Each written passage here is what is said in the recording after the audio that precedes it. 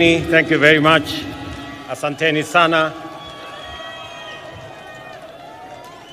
Mheshimiwa Prime Cabinet Secretary, waheshimiwa mawaziri, makatibu, katibu mkuu wa KOTU,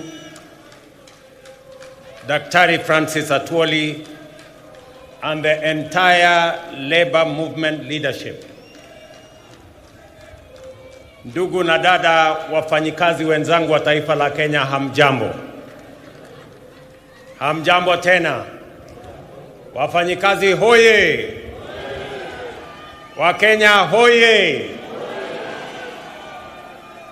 Mimi nafurahi sana kuungana na nyinyi katika sherehe hii ya muhimu ya kuadhimisha siku ya wafanyikazi katika taifa letu la Kenya. Pia kuadhimisha miaka 60 ya KOTU katika taifa letu la Kenya. Na kama mfanyikazi, naungana na wafanyikazi wenzangu. Kuna wale wafanyikazi wako permanent and pensionable. Alafu kuna wafanyikazi wengine kama sisi ambao tuko kandarasi ya miaka. Wengine wako na kandarasi ya miaka 3, wengine miaka 5 na tofauti zingine. Lakini sote sisi ni wafanyikazi wa taifa letu la Kenya. Na itachukua sote tukiungana, tukishirikiana, kwa sababu kuvua ni kazi, kufundisha ni kazi, kutibu ni kazi, kulinda walinzi wale kutoka yule guard mpaka CDF wa jeshi, wote ni wafanyikazi. Pale sokoni kazi inaendelea. Kule viwandani ni kazi inaendelea na wafanyikazi. Kule mashambani vile vile ni kazi inaendelea na wafanyikazi. Sisi zote tukiunganika, tukifanya kazi kwa pamoja, ndio Kenya itapiga hatua ya kwenda mbele. Mimi leo napenda sana, huyu Atwoli alisema ataongea kwa kifupi. Akaongea kwa kifupi kweli. But wacha nisome taarifa nilio nayo, alafu nitasema mambo machache. I am honored, ladies and gentlemen, to join you today as we mark 60 years of tireless advocacy, solidarity and progress in protecting the rights and welfare of Kenyan workers. International Labour Day grants a timely reminder of our constitutional and moral duty to uphold the dignity of labor without discriminating by age, gender, race, ethnicity, or ability, and to continually confront the evolving challenges facing our workforce. This year's theme, self-reliance in production, is the key to economic growth and resonates deeply with our collective national ambition. It calls on all of us as government, workers, entrepreneurs, and communities to champion a Kenya that is resilient, productive, and truly self-reliant. It is in this spirit that this week the Cabinet approved the 2025 Finance Bill, a key instrument in our ongoing national economic transformation quest. This bill has been carefully crafted to stimulate economic growth, deliver efficiency, and enhance competitiveness and expand opportunity. In fact, its provisions are designed to offer targeted relief for both businesses and workers, and to support the spirit of enterprise and productivity. Notably, to improve workers' take-home pay, employers will now be required to apply eligible tax relief and exemptions directly when calculating pay as you earn, a significant shift from the current system where such reliefs can only be claimed from Kenya Revenue Authority. Precisely what Atwoli was talking about. I think he read my speech, and that is why he was raising those issues. This will increase and immediately benefit employees. Additionally, all pensions and gratuity payments for both the public and private sector will now be tax exempt. This reform is a recognition of the service and sacrifice of our senior citizens and workers, and a step towards ensuring that retirement is met with dignity, not stress. Small businesses will also benefit from simplified tax treatment, as they will now be allowed to fully deduct the costs of everyday equipment in the year of purchase, thereby eliminating unnecessary delays in accessing or assessing tax relief. Distinguished workers, ladies and gentlemen, when we speak of making Kenya truly self-reliant, I am proud to report to the nation that we are not merely making declarations. We are taking bold, concrete, and measurable steps. We are walking the talk. And here is why. For decades, our national savings culture was stagnant compared to our neighbors in Uganda and Tanzania and elsewhere. Until 2023, just 2 years ago, the average Kenyan worker saved only 200 shillings a month through the National Social Security Fund. Over a span of 60 years, we collectively as a nation managed to save 320 billion. In 2023, we operationalized the law mandating a savings contribution of 6% by both employee and employer, and the result has been remarkable and impressive. In just 2 years, we have mobilized 280 billion in national savings, nearly equal to what we saved over 6 decades. By end of this year, we will have doubled that 60-year figure. And by 2027, we project to have raised close to $1 trillion in domestic savings.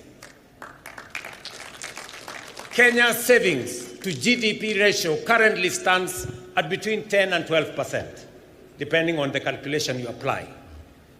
My intention is to raise GDP or savings as a percentage of GDP to 25% in the medium term.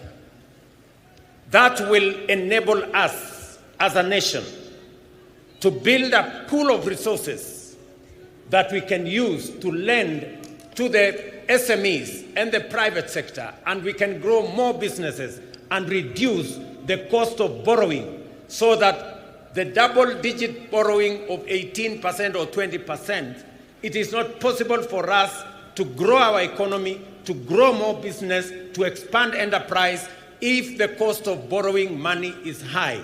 We must bring it down to single digit. And the route to bringing it down to single digit is to build greater savings in Kenya. I want to thank the Kenyan workers. I want to thank Dr. Atwoli and Kotu and FKE. When we sat down with them, they saw the point when I made the case to them that it is time for Kenya to measure up to what other countries are doing, and we have to make the necessary decisions so that Kenya can build savings in a manner that it will help us, one, reduce old age poverty. When I came here for celebrations, Atwoli here told me Kenya is number 92 in the worst countries with old age poverty. Because if you save 200 shillings, when you exit at 60, maybe the entire savings you will have made is like 70, 80,000. 70, 80,000 will not last you 2-3 months. And that is why, after retirement, many workers die. So we must make sure that after retirement, all workers will have a decent livelihood and they can have a good measure of pension, and also make sure that they can have monthly income coming from their hard-earned savings when they had the energy to work. The blueprint of our inclusive plan in the bottom-up economic transformation agenda is anchored on 5 key pillars: agriculture, micro and small enterprises, universal health care, affordable housing, and the digital and creative economy. I must stand here to thank the Kenyan workers from across the divide. You all remember that in 2022, we had challenges of food insecurity. We had challenges of inflation. We had challenges of exchange rates. I want to say and to report to the country that after 2.5 years, our Kenyan farmers have done a tremendous job. They have produced food. We have supported them. We increased our maize production by 40% in the last 2 years. We increased our production of coffee. We increased our production of tea. We have increased our production of sugarcane. And today, our import bill, importing maize or sugar or the other commodities, has gone down because our farmers are producing more than they have done before. We must commend them because they are working for the people of Kenya. I must also say that because of the interventions that we have made, inflation has come down from 9.6% to 3.5% this year. Exchange rate has come down from 165 to the dollar to now 129 to the dollar. We have expanded our foreign exchange reserves by 2.4 billion shillings. 240 billion shillings. So we have made progress. And that is the reason why the IMF last week listed Kenya as the 6th largest economy. In 2022, Kenya was the 8th largest economy. In 2.5 years, we have managed to overtake Angola, we have managed to overtake Ethiopia. Now Kenya is the 6th largest economy in Africa. In fact, it is the largest economy in East and Central Africa. And it is because of the Kenyan workers, the collective effort of our farmers, of our workers in industry, of our teachers, and everybody else that has contributed to moving Kenya to where we are today. I am very confident about the future of our country if we work together in the manner in which we are working together. In agriculture, our overarching goal remains to make farming profitable, stabilize farmer incomes, and secure national food security.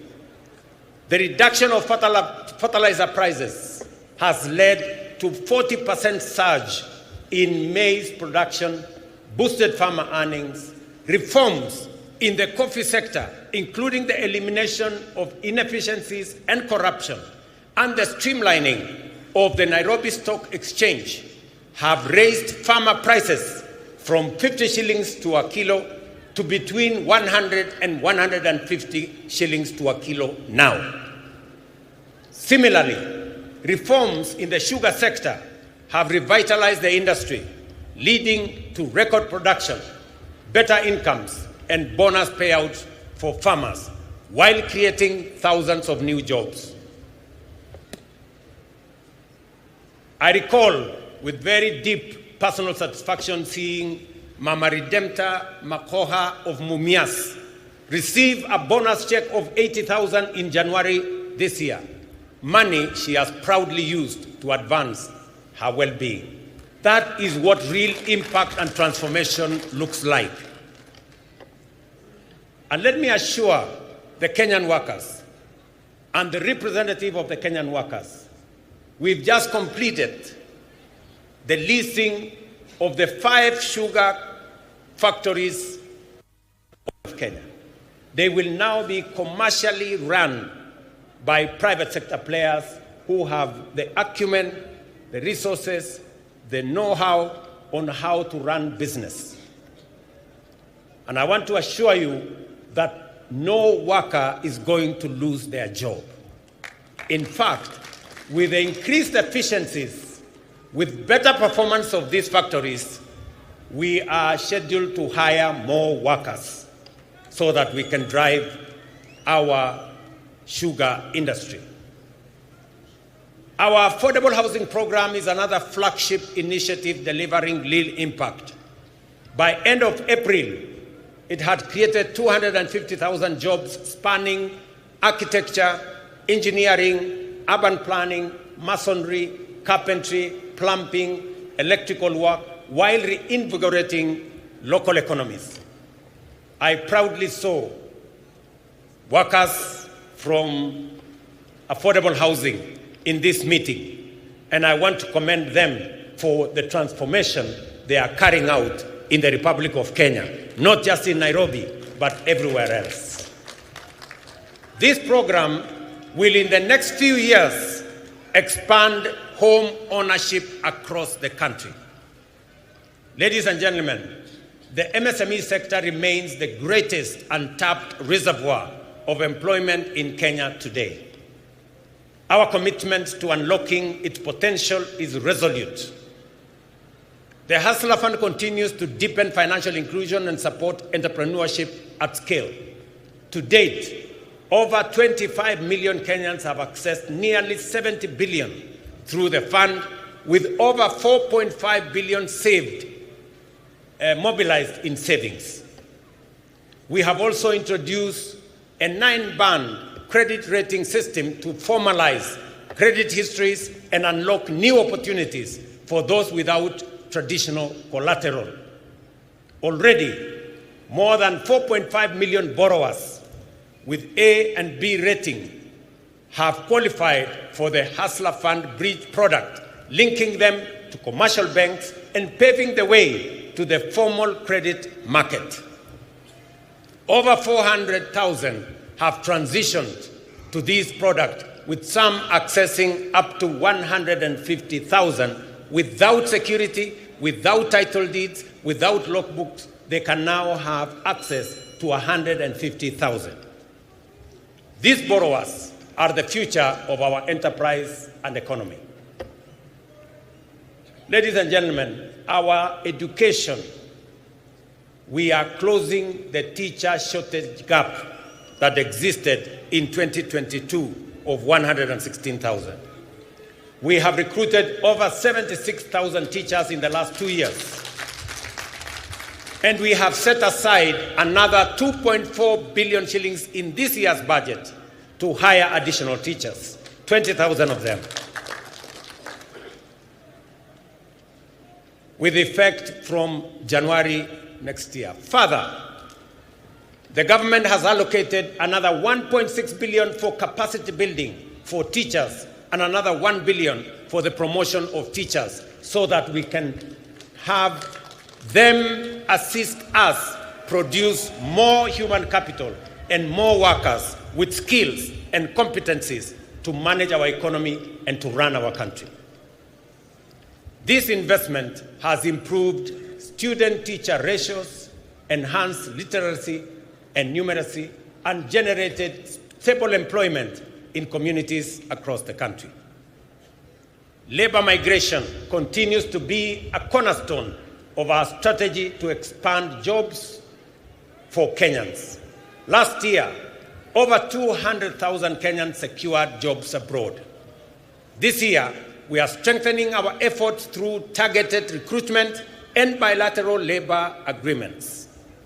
The newly opened Labor Attaché office in Berlin will help operationalize these partnerships and serve as a strategic hub for accessing opportunities in the broader European countries or European Union of 26 countries.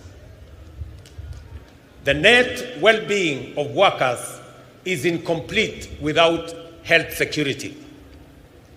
I am pleased to report that over 21 million Kenyans have registered under the Social Health Authority, up from 8 million under what was NHIF.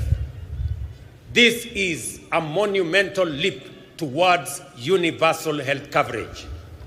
I urge every Kenyan to register, and I am happy that every day I watch the SHA portal, and every day between 45,000 and 50,000 Kenyans register. They are assessed, and we are moving the country towards universal health coverage. We are overcoming the teething problems that existed, and more Kenyans are beginning to realize that we can have universal coverage, reaching out to as many Kenyans as possible. Distinguished workers, ladies and gentlemen, the right to join a union for protection of the values of fair pay, safe working conditions, and the right to unionize is a constitutional guarantee. I have directed the Ministry of Labor and all relevant agencies to ensure that even employees under outsourced contracts can freely join trade unions and benefit from collective bargaining frameworks. Additionally, I am also pleased to announce that Kenya will ratify the two critical ILO conventions. ILO Convention number 189 of 2011 on domestic workers to safeguard their dignity and rights, and ILO Convention number 190 of 2019 on eliminating violence and harassment in the world of work. Dr. Mutua and team, you know what you need to do so that when we come here next year, we will report to the Kenyan workers that we have ratified and we have concluded our work. As Dr. Atwoli has said, when we agreed to enhance pay by 6% last year, there ensued a debate, and some of the employers have not implemented the 6% we agreed on last year. It is not right, it is unacceptable, and I am directing the ministry to work with the head of public service to ensure that every employer makes sure that we implement the 6% increase of salary that we agreed upon last year, and to quickly embark on the exercise to put together the next agreement so that we can take it forward in the next time. To all of you as the Kenyan workers, I agree with Dr. Atwoli that the city of Nairobi is the face of Kenya, and we must live in the city that has dignity. And I have joined hands with the county government of Nairobi to make sure that we complete all the link roads, to make sure that the city of Nairobi has motorable walkways and decent roads in different estates, especially in the informal settlements. We have also agreed with the city of Nairobi on how we are going to clean this city. As I talk to you, we have 20,000 young people under the Climate Works arrangement, because I made a commitment that we are going to clean Nairobi River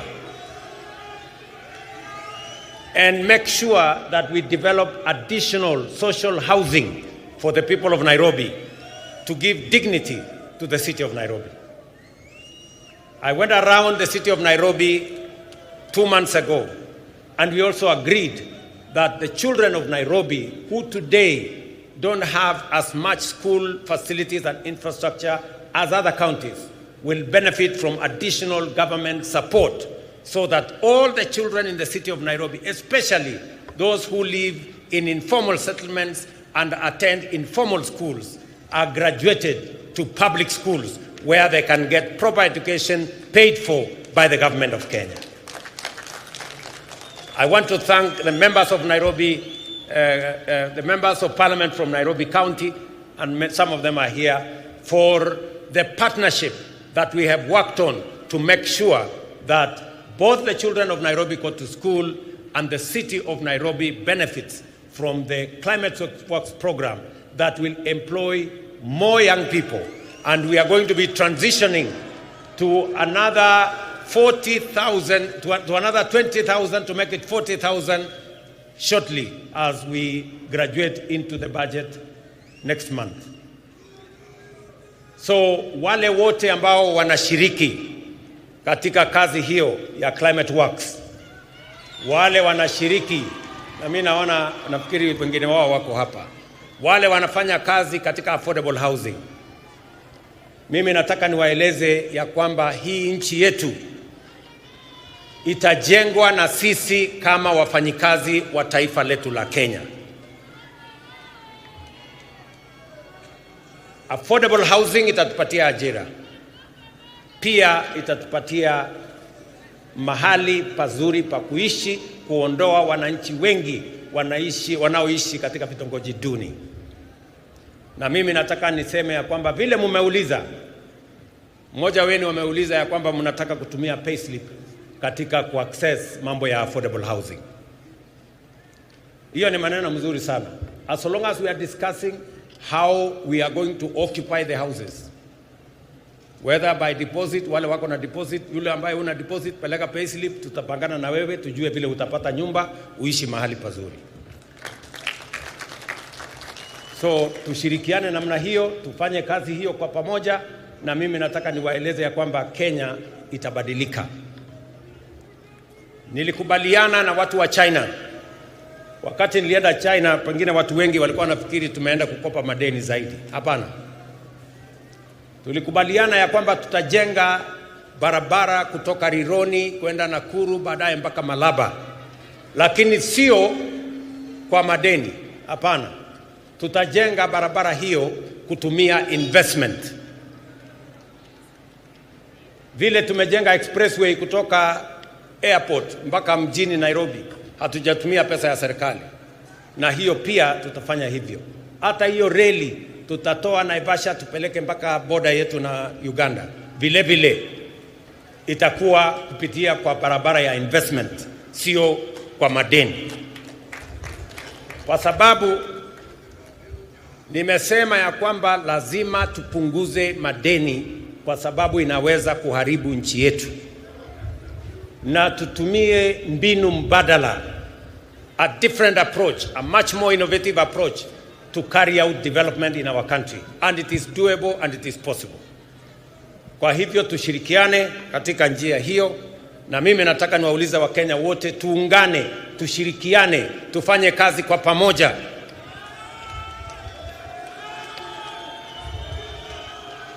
Uchaguzi inakuja 2027. Na Wakenya wataamua mambo ya uchaguzi 2027.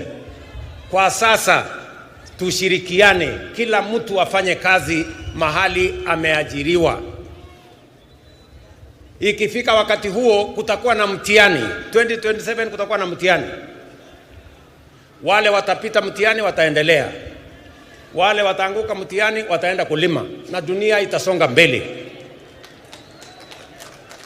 So Kenya inatakikana tuwe namna hiyo, tukijua ya kwamba tusiharibu muda wetu mkubwa tukigombana, ugomvi pande hii, sijui nani atafanya wapi, sijui nani ndio nini. Hiyo ni mambo ambayo haiwezi kutusaidia kwa sasa. Kwa sasa tuzalishe chakula, tusaidie wakulima wetu, tusaidie kilimo, ituzalishie chakula, ituzalishie mambo ya agro processing, itupatie bidhaa ambayo tutauza nje ya nchi, tuweze kudhibiti uchumi wa taifa letu la Kenya. Tujenge affordable housing, wa Kenya watoke katika slums. Tuhakikishe kwamba kuna bima ya afya ambayo haibagui nani yako na kazi, nani hana kazi. Tuhakikishe kwamba tuko na amani katika taifa letu la Kenya ili uchumi ikue na sisi wote tujivunie kuwa wa Kenya. Sisi ni nchi ya demokrasia. Umesikia vile Atwoli amesema wako na demokrasia kule Kotu na kuko na demokrasia everywhere. We want to build a strong, democratic, united, prosperous nation that all of us can live in and be proud of. And it's not going to happen. We are going to make it happen. And it's going to be a product, a prosperous Kenya is going to be a product of decisions that we make. We cannot be prosperous if we don't make the right decisions. We cannot develop if we make the wrong decisions. We must make the right decisions for the country to grow. And I want to promise the people of Kenya that I will always make the right decisions to make sure that Kenya makes progress. Because I owe it to the people of Kenya to make the right decisions. Sometimes they may not be popular, but they are the right decisions that will change the destiny of our country. If I did not make the right decisions in 2022, if I did not stop the subsidies of fuel and unga and all the other things, we would not be talking today that Kenya is the 6th largest economy in Africa. We would be talking about something else. So, tunataka tushirikiane namna hiyo, tufanye kazi namna hiyo, and I am very confident about the future of our country. Kenyans, we have the best country that we can have. We should be proud to be Kenyans. And we must do whatever it takes to make this country great. We must avoid convenient decisions that only helps us to mark time on the same spot. We must make the decisions that will make Kenya progress and move forward. And I want to assure you that as so long as I'm president, I will make the right decisions that will make this country move forward, because I believe in the prosperity of our nation. I want to thank all of you for joining us today in this wonderful celebration of 60 years of Kotu, and to commit to you that we are going to work together as partners in building our nation. I want to say thank you very much. God bless you and happy Labor Day. Asanteni sana. Tumpongeze rais kwa makofi tafadhali. Naomba tumpongeze rais, na sasa mahali tulipo, kama umeketi, naomba tuweze kusimama ili tumalize kwa wimbo wa taifa. Kama kuna mahali umeketi, tafadhali tusimame sote, tusimame wima, tumalizie kwa wimbo wa taifa.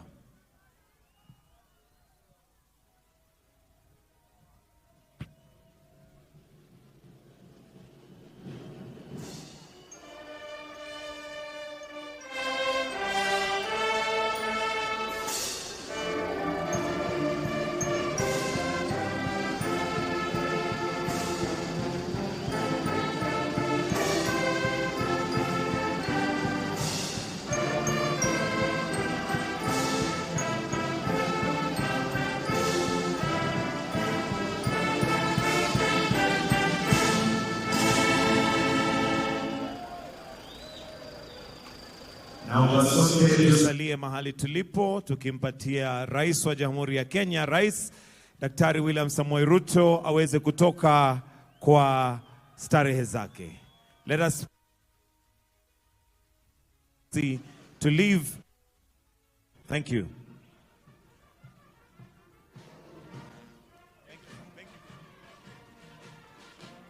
Shukran kwa Mheshimiwa Rais anapoondoka.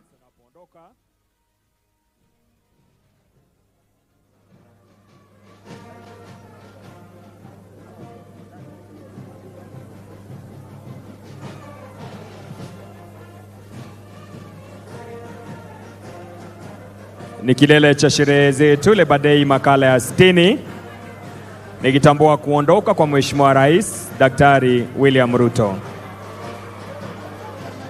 Thank you, Your Excellency.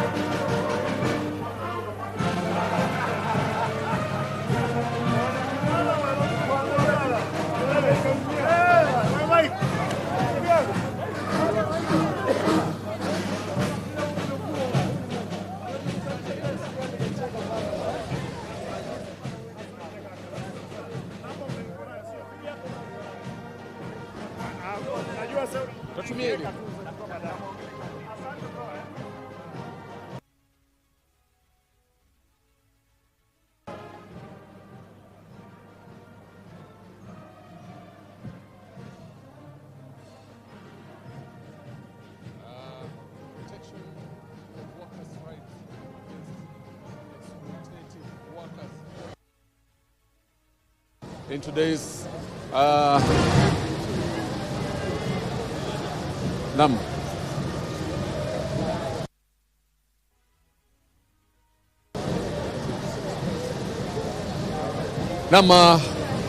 ndivyo basi mwisho huo wa maadhimisho ya sikukuu ya leo ya siku ya wafanyakazi, yani Labour Day.